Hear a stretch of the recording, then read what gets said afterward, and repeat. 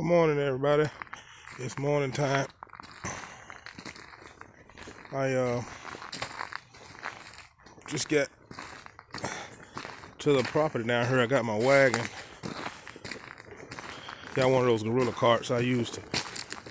I could have drove down in here, but I just wanted to use the gorilla cart today.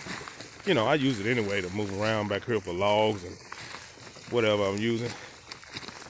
But I got this castaway. I just parked the truck back there because the road would handle it, but the road is the drive is so narrow that to open my doors and unload would have been a chore unless I can get all the way to the back here, and then I could unload. I had some room, but I didn't want to pull all the way back here because it's been I want to be able to make a big swooping U-turn and pull right back out, and I think I can. But last time I tried to do it, I had a pile of leaves in the way, and that kind of hindered me from doing such. So I'm just gonna do it the way I used to do it and drag the old the old gorilla cart down here. As you can see, this is how I drag it. I use bungee cords and I just pull it. It's loaded with my camp stove and my tools, and I got my gas, my cooler, my little water cooler, stuff like that. But it's kind of cold today. It's not really cold, it's cool. I like it. It's pleasant for me. I'm kind of getting a late start. I meant to get down here yesterday, but I didn't. Doing some mechanic stuff. Oh, got a deer print or something. Check that out. That's a hoof. You see it? Yeah, they come up here from time to time. I've seen them before. Down in the valley down there, but they normally don't come all the way up here. But I'm sure at night when it's good and quiet and no one's around, they drift up here. The neighbor showed me some deer cams he had set up back here when it was all wooded. A big buck down here tussling with another one. Yeah, I could find some more hooves if I looked hard enough, but I'm not really looking. I got a mission that I'm trying to accomplish. As you can see, I'm in the area. All of this was cleared by me, pretty much. Like I said, my brother helped me once or twice. My son a few times. And that's pretty much it. So I'm gonna keep going here. My focus today is this tree, that tree, this tree, a little one next to it, maybe that one, and just keep clearing that way in that corner going toward that deer stand. That's my mission for today. And maybe do some more cleaning or whatever daylight permits. Oh, look at the woodpecker. It's all kind of wildlife down here. One thing I wanted to really discuss with this video is and you see I got me two big logs, chopping logs, that I use to chop and process wood. The woodpeckers out today. But one thing I wanted to discuss today was my plan for lights. It gets extremely dark down in here. As you can see, a few things coming along. I got my crates. I got 2 burn barrels. I won't be using one today. It's not cold enough for me. It's gonna have to get on down past 30. For me, 20 is 20 something maybe then, but my hands don't ache. I'm good. I know how to try to dress appropriately. But I acquired these 2 barrels. They're empty. It was some type of insulation in them or something. But I'm not gonna be burning with these barrels. I'm gonna secure them with a little chain and lock, and probably attach them to a tree or something, just so nobody walks up with them. And I doubt that happened, but you know, you just never know. But I'll be putting light poles in these. What I plan on doing is maybe 15-foot poles, maybe 20-foot. I'll have to put two together from the home box office store. Let me spin this around so y'all can see me. I don't know how to do that. Oh man. I just had the icon to spin around. Now it's disappeared. I'll be daggone. Okay. Well, I don't know what to do. I want to turn it around facing me. Maybe I hate to do this, but give me 1 second. I don't know what kind of screen this is. I'm still trying to figure this phone out. Oh, wow. What's this? I don't know what I just did. But anyway. Whatever. I can't spin it around toward me. So I'll just, somebody out there tell me how to spin this thing around. When I first hit record, it had an icon that was telling me I could spin it around. But now I don't. So maybe I'll do another video spin around. But it's pretty down here. I need a leaf blower, as you can see. I can't rake all these up every time. I had a leaf blower, I could come and do a quick job of leaf cleaning. But I want to talk about this here. This load lock. This thing right here. Can you see that? It's a load lock. I got it from Harbor Freight. It's called a cargo bar. Ratcheting cargo bar. It was about 20 bucks. But this thing allows me to carry cargo in the trailer without it all moving around. And I was having a problem with it bouncing, and well, it bounces, but just sliding all about, being disoriented. And I really didn't like that.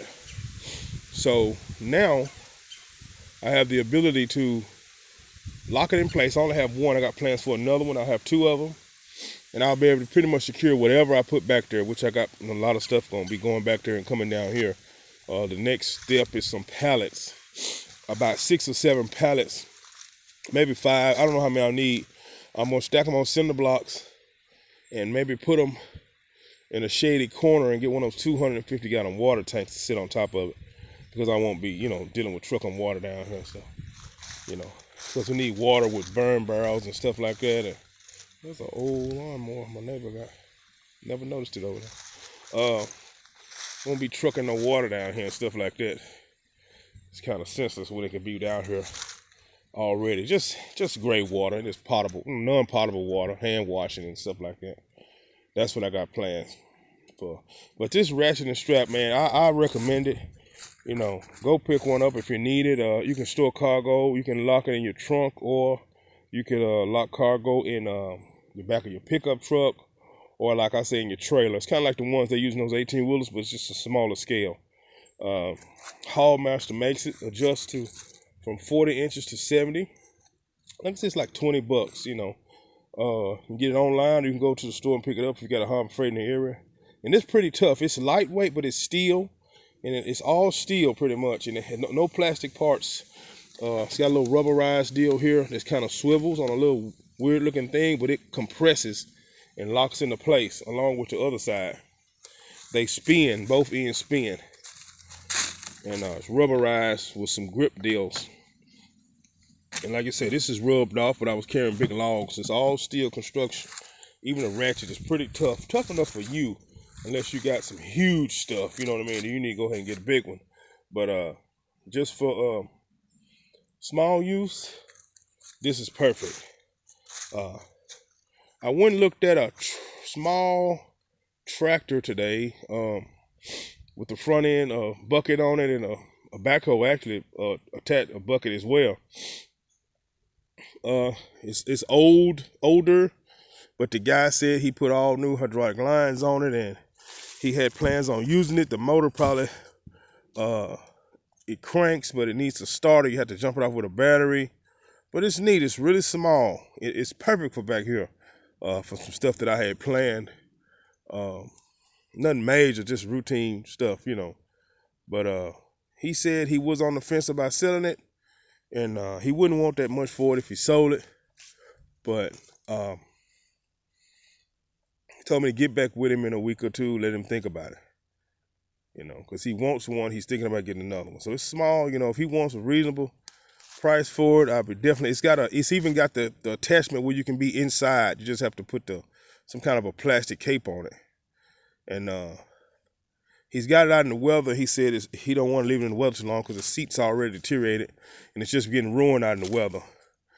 And he doesn't even have a trailer for it, so my trailer wouldn't be big enough for it. It would need a bigger one.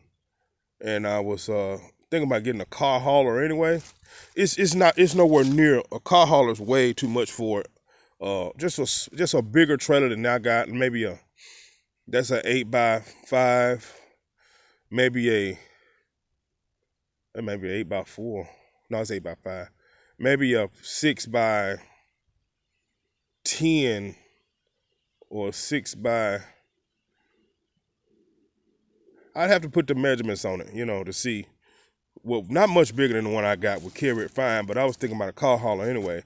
And, you know, you can carry much anything with that thing. It's really tough, you know.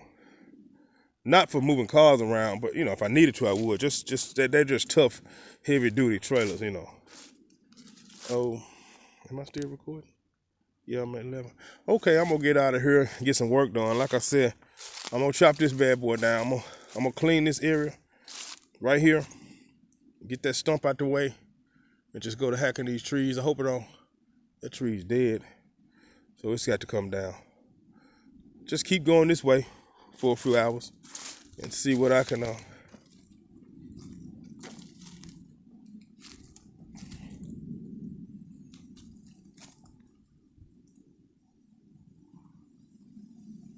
activity in the valley. See what I can come up with, y'all. I'll be valley watching. I talk too loud when I first get back here, though. Anything back here, I'd scare it off. But yeah, that's what I had to talk about today. Light poles coming one at a time. I got my spotlight already, but I'm gonna have to get it up in the air. 20 feet. These trees are about 50 feet.